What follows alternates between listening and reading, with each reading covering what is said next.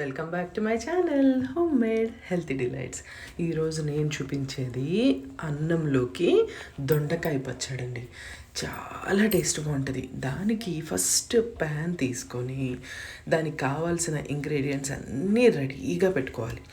నేను ఎప్పుడు కొత్తిమీర కాడలే వేస్తానండి, ఆకులు వేరే వాటికి యూజ్ చేసుకోవచ్చు కదా, అందుకని ముందు ఇంపార్టెంట్ స్టెప్ ఏంటంటే దొండకాయ ముక్కల్ని బాగా కడుక్కొని వాష్ చేసి నీట్గా ముక్కలు కట్ చేసుకోవాలి.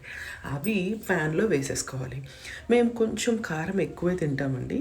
ఒక 10 నుంచి 12 పచ్చిమిరపకాయలు వేసుకోవాలి. వేసుకున్న తర్వాత దీనికి కొత్తిమీర కాడలే కదండి, ఒకవేళ రోట్లో నాకులాగా రుబ్బుకోవాలి అని అనుకునేవాళ్ళు చిన్న చిన్నగా ముక్కలు కట్ చేసుకోండి. దాంతోపాటు ఇంచు మాత్రమే చింతపండు, పుల్లగా ఉన్న టొమాటో, మళ్ళీ చెప్తున్నానండి టొమాటో పుల్లగా ఉండాలి, చాలా కొంచెమే చింతపండు వేసుకోవాలి.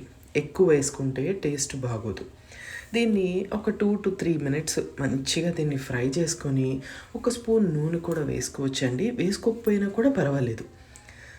ఆ తర్వాత మూత పెట్టేస్తాం. ఒక 10 నిమిషాలకి మనకి మీడియం టు లో ఫ్లేమ్లో మీద పెడతాం కదా, చక్కగా దీనికి ఆవిరి పడుతుంది. ఆ ఆవిరితోనే ఈ దొండకాయ ముక్కలు ఈ టొమాటో నుంచి వచ్చే వాటర్తోనే ఉడకాలి. ఎక్స్ట్రాగా వాటర్ అస్సలు వేయకండి, టేస్ట్ అస్సలు బాగోదు. తర్వాత మళ్ళీ మనం మూత పెట్టేసుకుని ఉడికించుకుని మళ్ళీ 10 minutesకి చూసుకోండి. మధ్య మధ్యలో చూసుకుంటూ ఉండండి 10 నిమిషాలకి, లేదంటే మాడిపోతుంది. ఆ తర్వాత దీనికి ఏంటంటే జస్ట్ మనకి దొండకాయ ముక్క గరిటతో కానీ స్పూన్తో కానీ ఇలా తీయంగానే చక్కగా పీస్ అవ్వాలి, కట్ చేస్తే పీస్ అవ్వాలి, అప్పుడు అయిపోయినట్టు. లేదు అంటే ఇంకొక బండ గుర్తు ఏంటంటే అడుగు అంటుతూ ఉండాలి, అప్పుడు ఉడికిపోయినట్టు అనమాట. ఆ తర్వాత మిక్సీలో వేసుకోవాలి అని అనుకునేవాళ్ళు మంచిగా దాన్ని ఆరబెట్టుకోండి. లేదు నాకులాగా రోట్లోనే వేసుకోవాలి అనుకునే వాళ్ళకి ఇది మాత్రం చాలా ఇంపార్టెంట్ స్టెప్. వెల్లుల్లిపాయలు, జీలకర్ర, ఇంకా కరివేపాకు. ఎవరైనా వెల్లుల్లిపాయలకి పొట్టు తీయాలి అనుకుంటే తీసేసుకొని ఈ మూడిటిని ముందు చక్కగా ఊరికే అట్లా రుబ్బుకోండి. పేస్ట్ అంటే పేస్ట్ కాదు, బరగ్గా రుబ్బేసుకున్న తర్వాత సేమ్ ప్రాసెస్ అండి, మిక్సీలో వేసుకునే వాళ్ళు కూడా సేమ్ ప్రాసెస్ ఫాలో అవ్వండి. ముందు ఇవి వేసుకుని గ్రైండ్ చేసుకుని ఆ తర్వాతే ఆరబెట్టుకున్న దొండకాయ ముక్కలు కొంచెంగా వేసుకోండి. ఒక 2 to 3 minutes పల్స్ మోడ్లో అలా అనేస్తే సరిపోతుంది. అప్పుడు చక్కగా అన్నంలోకి బాగుంటుంది. ఎక్కువ వేసేస్తే ఇడ్లీ, దోశ, చట్నీకి అయిపోయినట్టు అయిపోతుంది.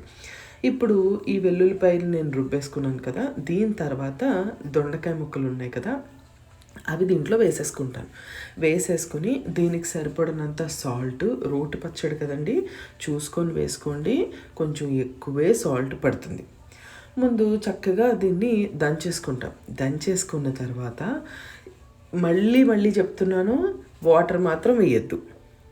చక్కగా రుబ్బేసుకొని నా దగ్గర దీనికి చిన్నదే వచ్చిందండి, అయితే దీంతో నాకు రుబ్బడానికి కష్టంగా ఉంటుంది అని చెప్పి ఇంకొక పెద్ద రోల్ ఉంటుంది, దాంతో అయితే చాలా ఫాస్ట్గా అవుతుంది అని నేను దాంతో రుబ్బుకుంటాను.